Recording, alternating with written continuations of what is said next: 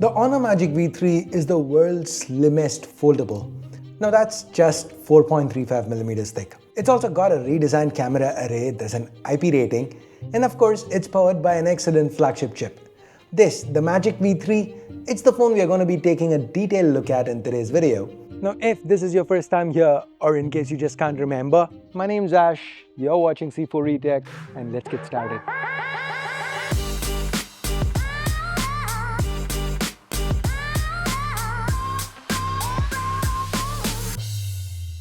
The Honor Magic V3, just like the VS3 we saw a little while back, comes in a big black box.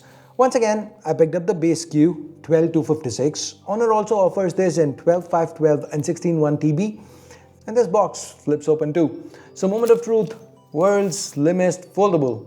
Beat it up, fun fact, Honor offers this phone in 4 colors. The red one has a vegan leather back, the other 3 have glass backs with a matte finish. Now if you guys know me, you probably know I don't prefer buying black SKUs. I just find them too mundane and boring to put in a YouTube video. Meaning usually I only buy them if there's no other SKU available.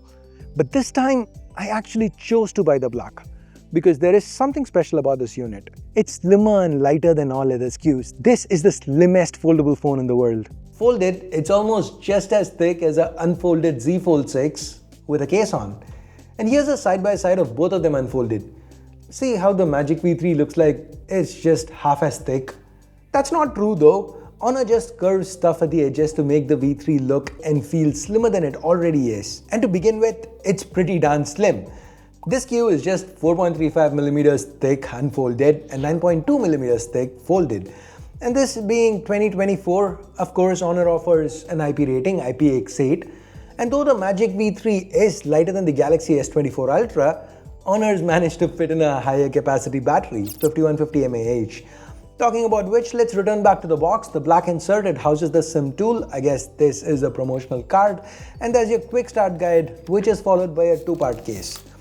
I guess Honor is the only brand that offers a case which also protects the hinge. Do you guys know of anything else?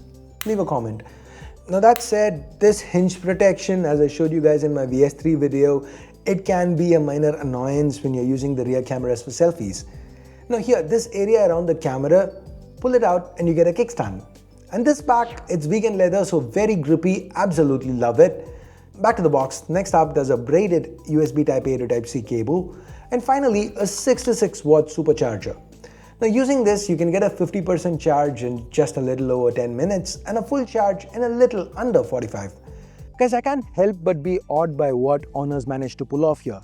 World's slimmest foldable, but it still has a 5150 mAh battery. It still has an IP rating. There's an IR blaster, NFC, and wireless charging, which has been upgraded.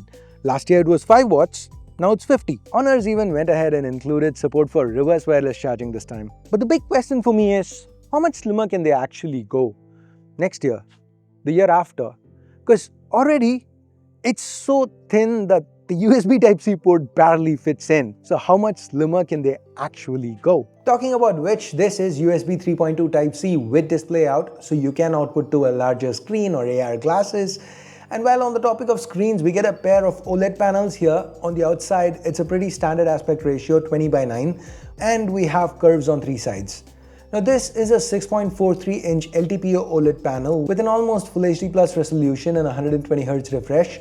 It's a bright panel, it output almost 2000 nits in my testing, so very easy to use outdoors and very easy to use just in general. Now this standard aspect ratio, this thickness, this weight, when I'm using the cover display on this phone, I kind of get the feel like I'm just using a normal candy bar form factor phone. That's not something you commonly feel on foldables. Oh, and by the way, it has 4320Hz PWM dimming to lessen eye strain when using the phone in the dark. Now, as nice as this panel is, you don't need to only use that, because when you open up the Magic V3, you have access to the larger foldable panel, 7.92-inch OLED.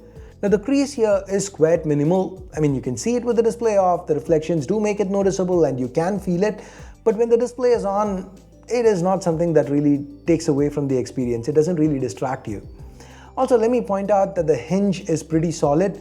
The Magic V3 can hold its form in a vast array of angles, but that said, it's not as strong as on the Z Fold 6. I honestly feel Samsung's done the best job with respect to hinges on foldables. Anyways, the aspect ratio here is almost 10:9. The resolution is 2344 by 2156. This is also a 120Hz LTPO OLED panel, and in my testing, this one output almost 1000 nits. For eye protection, the panel has 3840Hz PWM dimming under low light. Now moving on to what's on the inside. Now given this is Honor's flagship foldable, it makes sense that they've gone with Qualcomm's flagship Snapdragon 8 Gen 3. And because it's a skinny foldable, the 8 Gen 3 here is going to post slightly lower numbers compared to other flagships. Now this is not an Honor thing, but a foldable thing. That said, I was quite surprised here. Given the form factor, I really didn't expect the V3 to do well in a stress test, and no surprises, it did lose about 40% of its peak performance. But what surprised me was the base score. The lowest it drops to. That's actually higher than what the Z Fold 6 drops to. Now given the Z Fold 6 is a much thicker phone, props to Honor. Now don't get me wrong, this doesn't make the Magic V3 a gaming phone. Like every other foldable out there, it can run most games, but there are gonna be some compromises. So if gaming's priority, you really shouldn't be looking at foldables. And you know what, the next part, it's exactly the same thing that I told you in the Honor Magic VS3 video, so let me quickly cut to that. Now an important thing with foldables is multitasking, and that seems to be well implemented here. You can run two apps side by side, swap between them, you can run apps in floating windows, pin them to the side, pull them back out, resize them as you see fit, make them run side by side again, and you can do a whole lot more. Honor has actually taken things even further this time with parallel space, so you can have an entirely different set of apps for say work, and you can actually use this to run two instances of the same app side by side. Neat, right? So this here is Honor's Magic OS 8 running on top of Android 14, and the user experience was good. The interface was quite responsive. If you have any apps launching like this with black bars, then you can tap this icon that shows up at launch to force a switch to full screen. Alternatively, you can use the app scaling menu under settings to individually set how each app should run on the internal display. Honor also provides a set of game tools to quickly tinker around with settings while gaming. Now what has changed here with the V3? The cameras. We now get a rounded octagonal array with 3 rear cameras. The primary is a 50 megapixel 1x1.56 inch sensor that's paired with a f1.6 lens that's optically stabilized. It seems to do a competent job. It doesn't have that oversaturation issue we noticed on the VS3. Images are detailed. Dynamic range could have been better. Just initial impressions. Now if there's any phone in particular you'd want me to compare this with, let me know in the comments below. With video, it can shoot at up to 4K 60, and the footage, as you see, well stabilized, though it does feel slightly over sharpened. The secondary is a 40 megapixel ultra wide. It's okay. Dynamic range slightly lacking. Colors aren't perfectly matched with the primary, but it does come with autofocus, can shoot macros like this. The third camera, another 50 megapixel sensor paired with another optically stabilized lens, a telephoto f3 this time that gives you 3x optical zoom. Once again, it seems a little lacking on the dynamic range front, but the results overall are detailed. Even the 10x hybrid zoom images seem usable. Now that's not all, we get a pair of 20 megapixel sensors in hole punches on both displays, and the selfies turned out fine, good detail, accurate skin tones. These cameras let you shoot up to 4K 30. Of course, this being a foldable, you can always swap on over to the cover display to shoot selfies via the rear cameras if you want to. So guys, that's the Honor Magic V3. This phone starts at 8999 RMB in China, which converts to about 1,05,000 rupees Indian or $1,250 US. Honor has confirmed that this phone will be launching globally soon. Of course, when that happens, expect the prices to go up. So what do you think about the Honor Magic V3? Let me know in the comments below. And thanks for watching. Ash out.